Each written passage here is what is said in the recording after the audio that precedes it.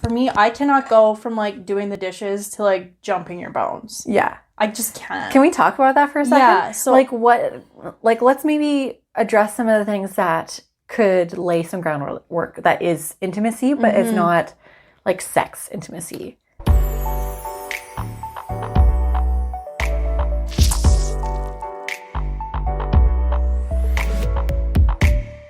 Welcome back to another episode of Smashed Oranges. If you haven't done so already, please like and subscribe down below. It really helps us bring you new content each and every week and keeps our community growing. With that being said, today we're going to delve into something a little juicy. Some juicy details about to come our way or not, but we'll see what happens. Today we're going to talk a little bit about intimacy postpartum and what that looks like, because intimacy, when people hear the word, a lot of different things kind of come to mind. Some people think of sex, some people think of cuddling and hand holding and sweet notes. And so, Maddie, when you're postpartum with Arden, did you go into that experience having any expectations, or were you educated with what to expect with intimacy? And you can take that in whatever direction you'd like. I think I'm sorry. I think I had an expectation that I wouldn't want to be intimate at all for a very, very long time. And I actually was surprised that, like, I don't know if it was just like we were in a little love cloud. Oh, that's a nice. little love bubble, like the first couple weeks. I mean, we didn't end up doing any sort of, like, we didn't have sex or anything, but I felt like those first couple weeks were really intimate. You know? Mm-hmm. So intimate in the sense that you guys were really close as a couple. Yeah. From that experience. Yeah, and I did feel like we were, like, I felt like I wanted to be really cuddly, but cuddles were not really happening because of the C-section. Yeah. So it kind of turned into, like, him just, like, playing with my hair and stuff. Oh, that's really sweet. Well, and that's the perfect example, because regardless of if you had C-section or if you delivered vaginally or what have you, like, you're going to be uncomfortable a little bit postpartum. Your body's been through it. But yeah, I think I experienced the same thing, like a little bit of a love bubble. You're like, oh my gosh, we've just created life. Yeah, and you just cry about everything. You just, like, yeah. That's so nice that he was, like, sweet in different ways. And how, do you mind me asking? Maybe this is personal, but so you can, like, red flag it. But how far along after you had Arden did you start to expand what your intimacy looked like? So, like, once you started to recover. I mean, I think, yeah, after not really being sexual for 6 weeks, Amari was like, 6 weeks is up, like, let's go. And so what was your expectation then 6 weeks postpartum? Because I feel like I think I had a bit of an expectation because I had a C-section. I was like, oh, my vagina is going to be totally fine. I didn't push a baby out of there. Nothing got messed up down there. I was only 2 centimeters dilated when they took me for an emergency C-section. So, like, we're good to go. No. Really? No. Oh my God. It hurt so bad. No. It was like just like a brick wall down there. It was just like absolutely not. No. Wow. And so I remember Googling after we attempted to have intercourse for the first time, like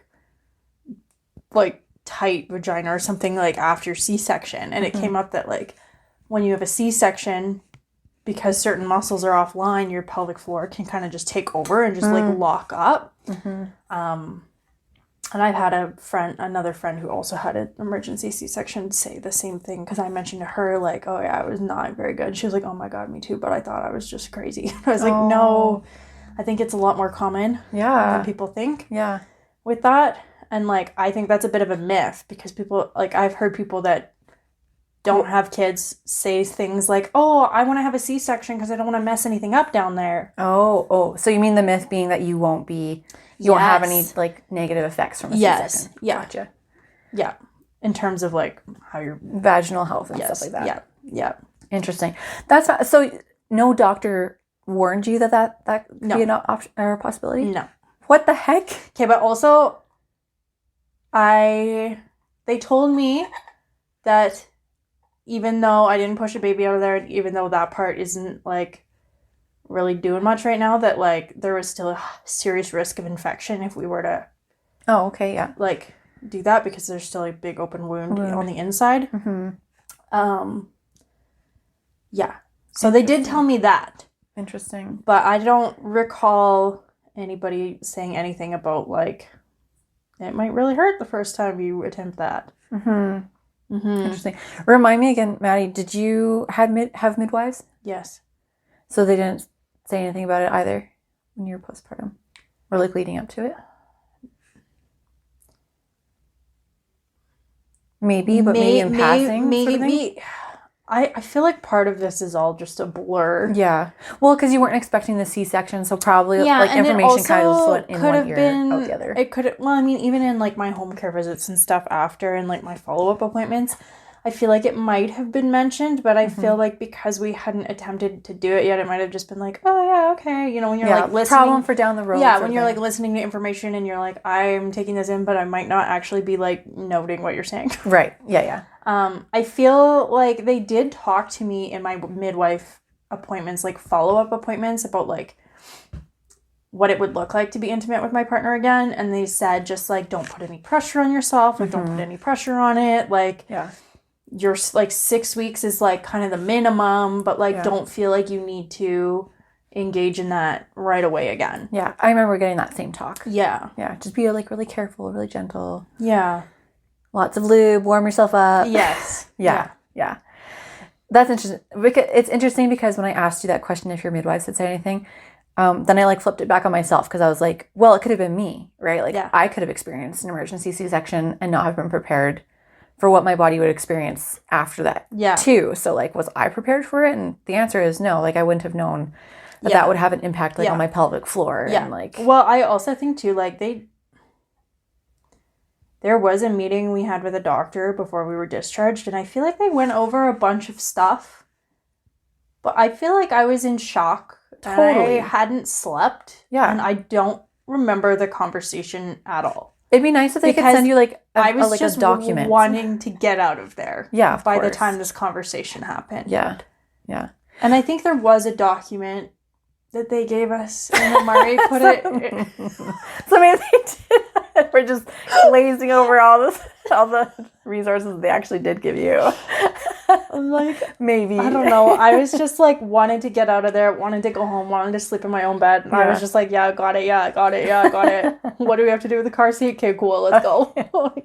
Okay, so word of advice to our listeners then is, if you're preparing for labor and birth, maybe these are some things to mentally prepare for as part of your checklist. Like, it, depending on what circumstance I find myself in, what's the fallout going to be like, and, like, should I be... Because I feel like there's so much emphasis on the preparation for, like, labor and then delivery. Yeah. And then afterwards, care kind of just drops off. Like, I think we're very lucky in Canada, especially, to have the care that we have. Well, I really appreciated, like, the midwife care that they come to the house after for the first week. Good. And then, like, I was struggling with breastfeeding the first couple days. And, like, that, having the midwife come to the house was really helpful to get that kind of under control. But yeah, it's a whole whirlwind for sure. And then, like you're saying, you're kind of in this bubble of, like, brand new baby and new partnership. But then eventually that starts to wear off. And I know from me and Josh's experience, always starts to wear off. it always does. And it's the sad part is that it starts to have, like, a negative tinge. Like, okay, well, now there's the expectations are starting to rise again from your partner, or, like, even from yourself. Maybe you're like, oh, once that 6 weeks comes and goes, maybe too, then there starts to be that added, like, maybe some guilt that, like, oh, I should be instigating something, or I should be reciprocating some pleads for intimacy in whatever way that looks. Because I remember, how many months was I postpartum? I think I was, like, 4 or 5 months. Math. Because it was in the new year, and I was talking to friends about sex life with a baby, and I was just like, guys, my libido is, lower than low. And I feel really bad because when I was sick my entire 9 months pregnant, I was like, Josh, get away from me. Do not touch me. I was not interested in sex at all when I was pregnant. Yeah. Some people get an increase in libido when they're pregnant because of your increased blood volume and like all the things are happening. And it can be really good for people. But for me, I was just like, please don't. And so I felt bad because he'd been very gentle and kind with me that whole 9 months. Same. And then afterwards, I was like, oh, stick around, buddy. We'll just wait and see what happens. Because I just never wanted to do it again. I was like, that's it. One baby and I'm celibate. And you're not allowed to leave. You have to stay. But it was hard because like I could like, you know, because your partner like wants that connection. And if you're like anything like Maddie and I, our partners, both top physical love language. Yeah. Like love language is top tier for them. Yeah. And as a partner, I want to be engaging in whatever love language my partner needs. You know? Same. Like you want to give that to them, but it's so hard. Like, and I don't think people really grasp it until you've had a baby and then you are under the demand of this little person at all hours of the day. Yep. And so to give yourself to somebody else, like anything else to somebody else just feels like you're past capacity. Yeah. And so that was a huge struggle for me. So did you feel like that? Yeah. One of the things that I really struggled with was because I breastfed Arden for 16 months. And the entire, even still now a little bit, I'm like, don't touch my boobs. Yes. I'm like, quit trying to touch my boobs. I'm actually going to chop your dick off. Those are for babies only. Like babies only. Don't touch them. Don't look at them. And he's like, double-edged sword. And I'm like, it got to the point where I was like, I swear to God, if I have to tell you one more time to stop trying to touch my boobs, I'm going to kill you. I really hope y'all can relate to this. And then he's like, I just don't get it. I just need a little like boob touch. And I'm like, can we not? Like, I don't care. It's my body. You don't have a little human suckling on, you know, like 10 times a day in the middle of the night. Yeah. So real though, right? Because and that's a really good point that your perception of like your body and sexuality changes so much. Because before, I still don't feel like my boobs are sexual right now. Oh, same. Well, I'm still breastfeeding too. So I'm like, and then I'm pregnant and so my nipples are all like sensitive. I'm like, nobody's allowed to touch them. Yeah. We don't want anybody near this. Nothing. But yeah, it like totally changes the name of the game because before, and on top of that, like there's the whole body image layer too, right? Yeah. And so it's like maybe you're a little self-conscious and you don't maybe feel quite at home in your body yet, and that can take a long time too. And I feel like partners, it's hard for them to wrap their heads around that because they have not experienced that side of it. Yeah. And so for them, this is where a huge communication component comes in, is you have to communicate that like more than you might expect. You have to communicate that. And probably more than once. Yeah. You know? I would say Omari's been really, really good about that whole part of it. And I just feel like the whole, like, pregnancy, postpartum, right up till now, like, he's been really, really good about, like, reassuring me that, like, he still thinks I'm beautiful and I'm still good looking. And, that's like, so great. That he's still attracted to me. And, like, some days it's easier to receive those compliments than others. But, well, like, I just really appreciate that he's consistent with it, you know? Yeah.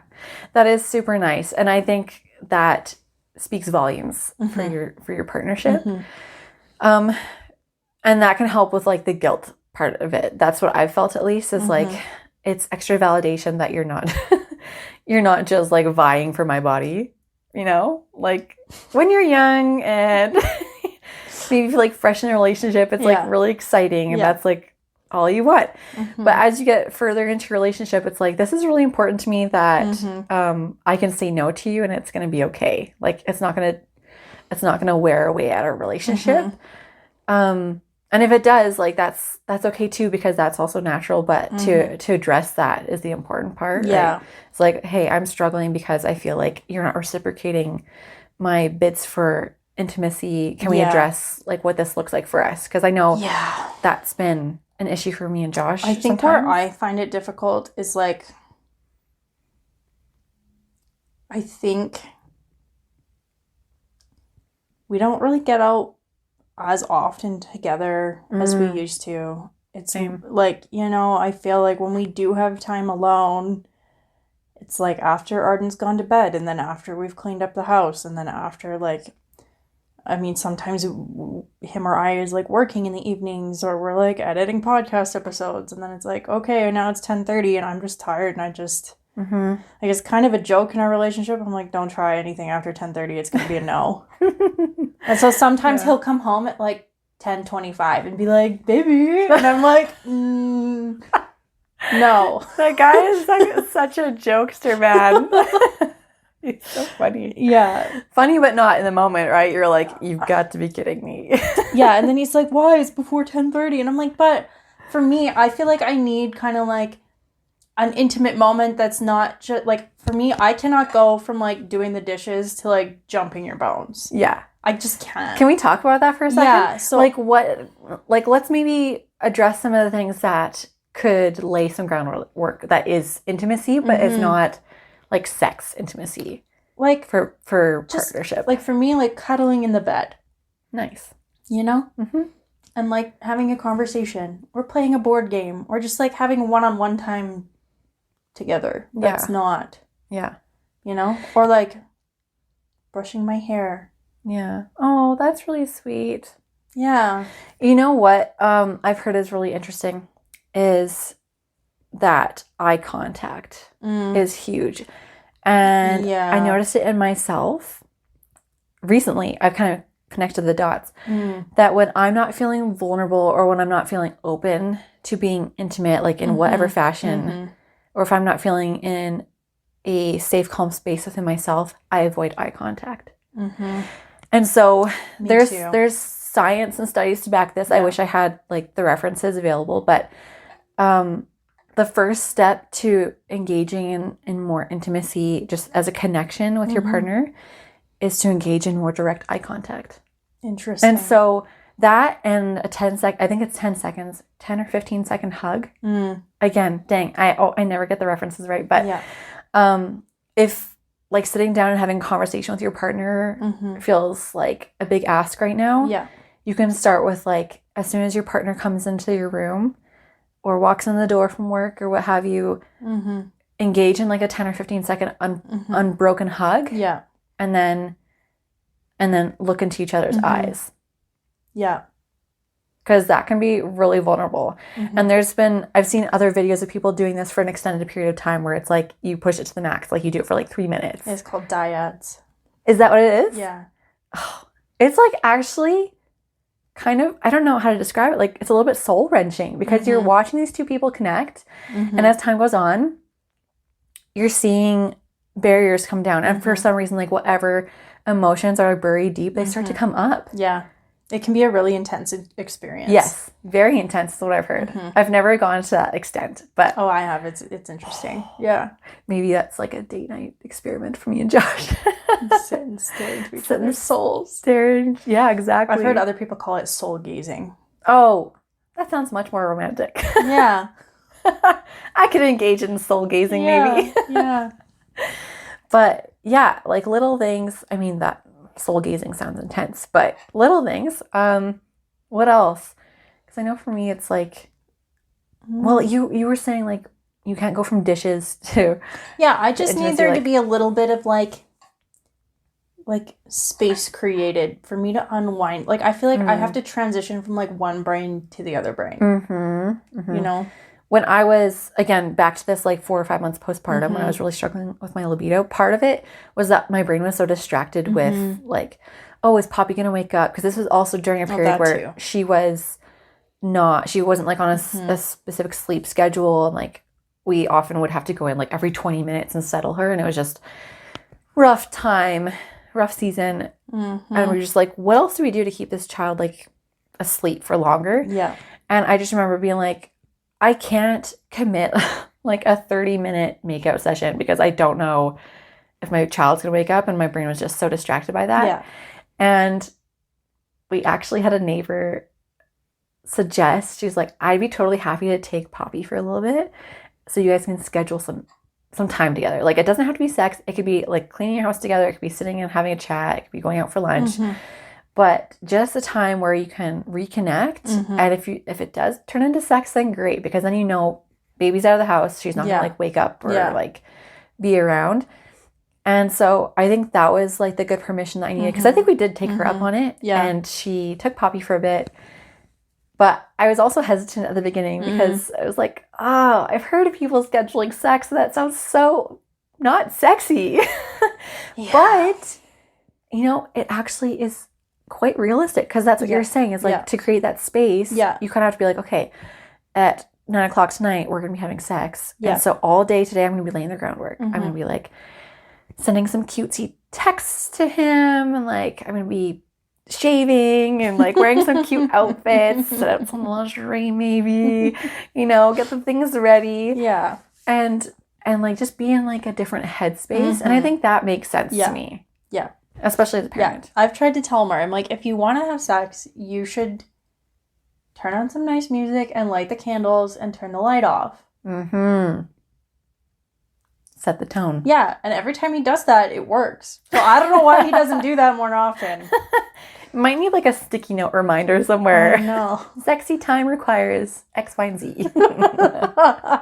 I'm going to do that this week. You should. I'm going to change the requirements, though, each day. Hey, that's kind of fun, too, because you can make it a game. Yeah. That's cute. I think, though, I would want to keep the requirements to be, like, stuff that, like, contributes to the sexy time and not, like, household tasks. Okay. Do you know what I'm saying? Because what I don't like is if sex feels transactional. Oh, I feel like that's super not sexy. Yeah. Like, I feel like you should do the dishes because you live in the house and the dishes need to get done. Amen. Not because you want to have sex with me. Amen. That's stupid. Yeah. Well, and the more organic that feels, like that partnership, if you feel like he is more than willing and able to take care of whatever needs to get done in the house, like if that feels organic in the sense that he just does it and you don't have to ask him, that to me is like, and I mean, like, I feel more engaged with you because I don't feel the weight of all these responsibilities. Like, that's when I start to let my guard down and be like, you know what, I appreciate you. And like, I can see our partnership and I can see like old us in a sense. Like, I appreciate like our friendship and the way that you look out for me and, step into that role. Yeah. And so I will, though, like, if I do need help with specific things, I will still ask him to do those things. But like, it's separate from... If you do this, then we'll have sex. Yeah. I just don't like that. It just feels yucky. I agree. Yeah. Same here. Whatever works for people, though. Like, yeah. And that's just it, is like, nobody can tell you what it's going to be like. Like, you can prepare mentally or physically, kind of what we're saying. Like, physically, your body is going to probably feel like this. Talk to a pelvic floor specialist and be mindful of this and that. But mentally, it's such a huge, huge game mentally, right? Because your whole life has shifted dramatically. Yeah. And so, like, why would we expect our sex lives or our intimate lives with our partners to have not been affected when, like, literally every other facet of our lives has been affected by childbirth? Yeah. So... I was reading a post on a Facebook group today kind of about this subject, and they were just saying, like, they're, like, in the roommate phase together because they just had a kid and blah, blah, blah, and, like, that's okay, and they know eventually one day they'll, like, get back to each other, and I just didn't really know how that sat with me. Yeah. It feels sad for me. It feels sad for me, too. And, like... Although there are some days I definitely feel like we're in the roommate phase where I'm just like, nothing's happening. And like, honestly, there's days I'm totally cool with it because my, like you said, like, I feel like my libido is not like, I feel like it takes a lot for me to get there, you know? And I do think part of that's hormonal because when I'm ovulating, hugely, I'm ready to go. And when I'm not ovulating, I could care less. Hello, baby number 2. Called out. Amen. Yeah. But there are days when I just feel like, yeah, cool, we can be roommates today. Mm-hmm. But I don't know, like, for what duration of time do you let that go on before you're like, okay, maybe we should do something about this? And then what do you do about it? Right. See, and it feels sad to me because I was really scared about that when I was pregnant with Poppy. That was another thing. There were like so many things that I addressed with my therapist. I was a nervous wreck, man. I was so anxious about what my life was going to look like postpartum. And that was one of them. I was like, I don't want to resent my partner, or I don't want this like massive chasm to be created between us, you know? And so, again, every single episode, Josh gets credit for something. But this is something that I addressed early on with him. I was like, I really need our communication to be spot on, because if I don't communicate about how I'm feeling, then I become resentful quite quickly. And so, yeah, he was really good with taking care of me physically postpartum, you know, like did all the things, made sure that I was taken well care of. And then also, when I did notice that I was starting to get upset about certain things, like he would also notice. I think that's one thing I appreciated about him. And that was another step of intimacy from him towards me, was that he came to me at like saying, I'm seeing you're upset about this, or I'm witnessing this. Tell me more about how you're feeling about it. Because in the moment, sometimes you don't know how you feel about it. You just know that there's some emotions bubbling up. Yeah. And you're like, I'm feeling really mad about this, but like, why? Because it logically doesn't feel like a big deal. Right. And so for somebody to come and say, I'm a safe space for you to talk to about this, that can just open up the process a little bit and be like, okay, let's chip away at this. And then as you're talking, at least for myself, hear myself talk out loud. I'm like, oh, I'm starting to connect some puzzle pieces as to why this is a big deal for me.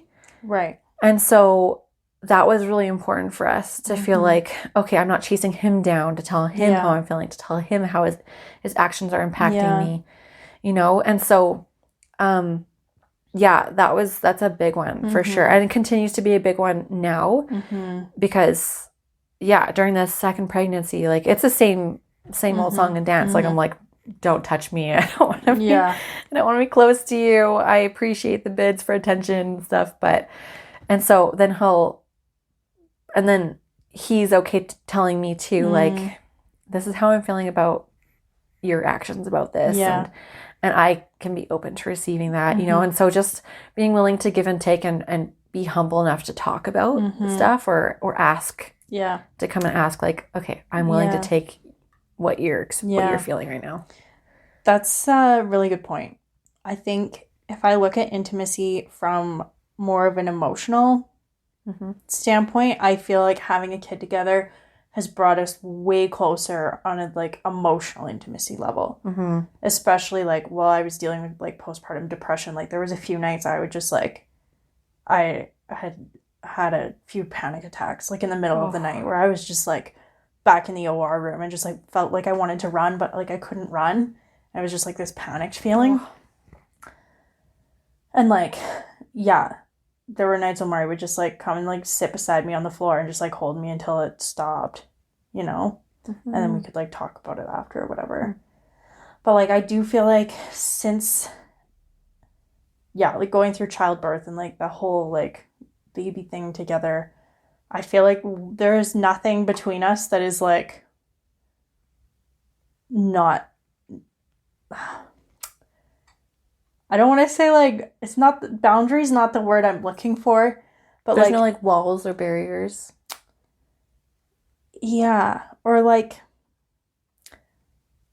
just like, there's no shame, I guess, anymore between us. It's like, oh, okay, cool. Like, I'm walking around naked right now. Like I don't know. Like, just like things. It's a new level of vulnerability. Yeah. Yeah. Well, I think that's awesome for you guys. And that makes me happy because that shows that you guys have, you purposefully went through that experience and it unified you.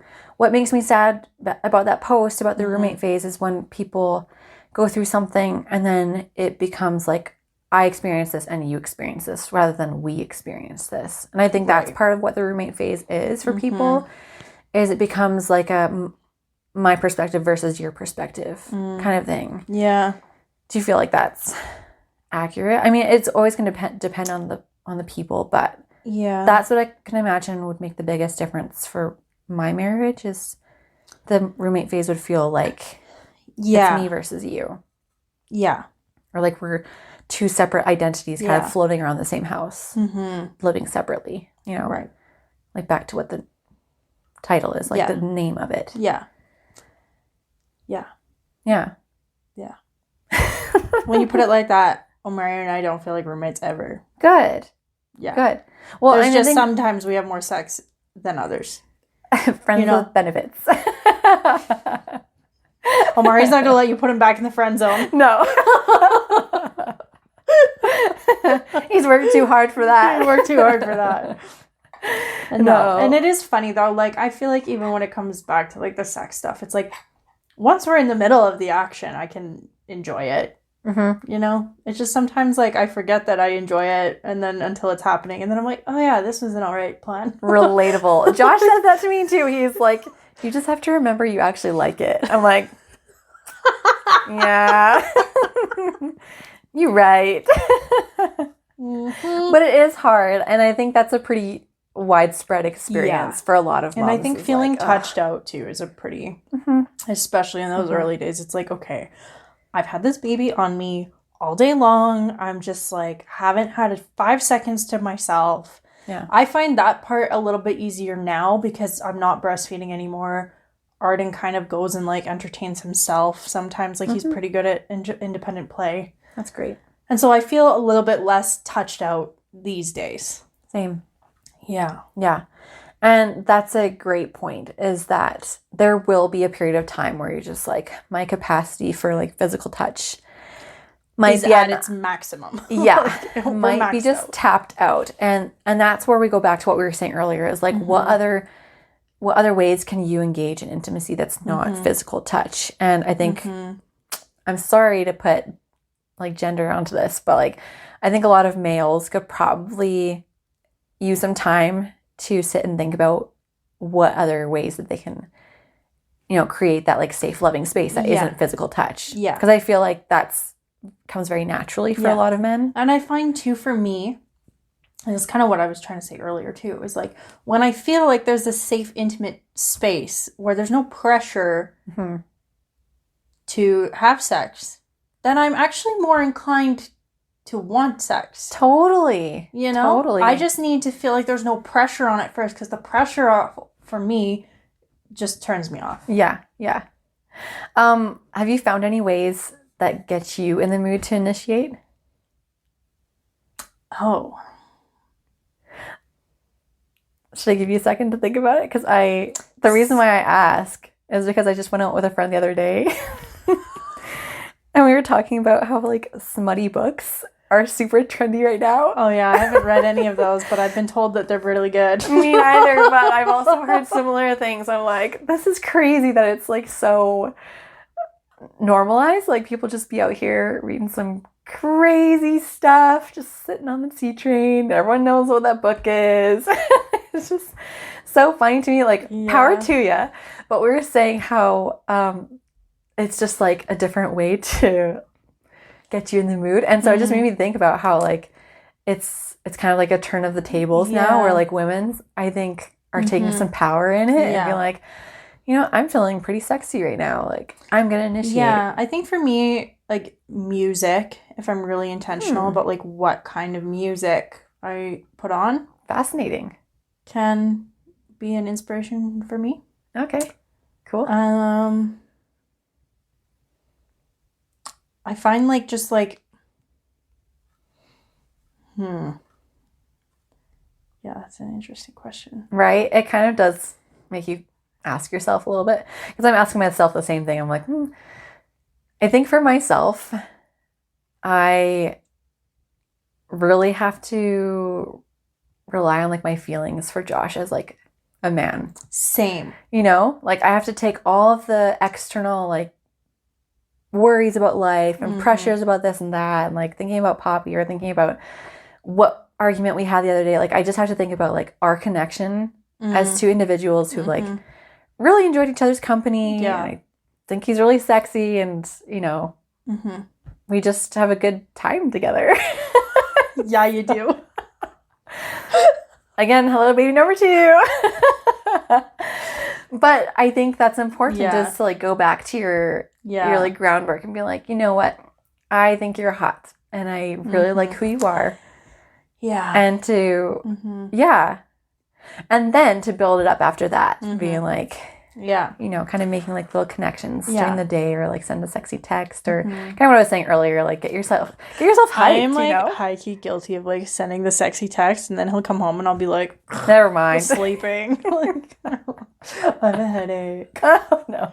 Or but sorry, to add on to your question though, there is one thing that like I actually like being like the big spoon. Like if he's like, if he's like, I do this a little bit less now because usually Arden winds up in the bed with us in the mornings. But like I used to like roll over and like be like the big spoon and just like relax on his back. And for whatever reason, that was like, that would get me in the mood, you know? But I just like needed a minute to just like, you know? And then I'd be like, okay.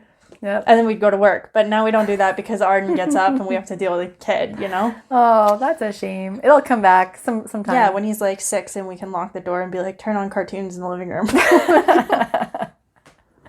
Or you gotta schedule some time where it's like evening and he's in bed and you just cuddle on the couch. Yeah. Yeah, that's super nice. Josh and I do the same thing, which is funny because both of our partners are like big men and we're like small. We're like the same size. We're just like, you big bear of a man. Yeah. But I just feel like it makes me feel safe. Oh, you know? That's such a good phrase for it. Yeah. You have to feel safe. Yeah. Again, such a mental game, right? Yeah, it is.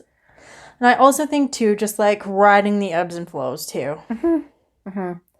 Well, and that's where having clear expectations for each other is, you know, again, back to that safe space. Like, you have to be able to say to your partner, like, I love you. I can't do it right now, but I want to sometime soon. Like, let's set a date for it, or like, whatever, or vice versa. Like, hey, I would like you to initiate, or one thing I do want to look into at some point, I just haven't yet, is like actually getting my hormones tested to see what's happening there. Yeah. Because I had somebody tell me that, after her baby, that like a whole 2 years went by, her sex drive was still non-existent, and she went and got her hormones tested, and they were a little bit like, she was able to like balance them again, and then her sex drive came back. That's super valid. And so, like, I would be really curious to investigate that a little bit more for myself and just see, like, where my hormones are at. Because, like I was saying, like, when I'm ovulating, I'm ready to go. But, like, I feel like the second I'm not ovulating, I'm like, take it or leave it. That's a great point, that we should be aware of what our bodies are going through. Yes, because it might not always be a mental, emotional reason for why you don't feel like being intimate. Yeah, could very well. That's a really good point. It could very well be physical. Yeah, it could be like, yeah. Another point, maybe we wrap up with this too, on the physical, is if you do have any sort of like sexual or birth trauma, to be really mindful of that, because that can be really detrimental. And you know, the more time that goes on, the more that you like continue to try, and then it kind of fails, or you know, it just like builds up in your head. I think that's something to address with a professional, you know, whether that's a mental health professional or a pelvic floor professional or what have you. Because you definitely need to look at every aspect of your physical, mental, and emotional health for intimacy. So, but yeah, it does change a lot. But we hope that this gave you a little bit of an insight into maybe you're not alone in some of the struggles that you're going through. Nothing's forever. I think that's going to be like a tagline for pretty much every episode, is like, if it's a struggle right now, hopefully it's not forever. But seek out those who can help you. And we would love to, again, to hear any and all experiences from our listeners. And with that, we'll wrap things up. Thanks so much, guys, for tagging along, and we'll see you next time. Thanks, guys. Much love. Bye. Bye.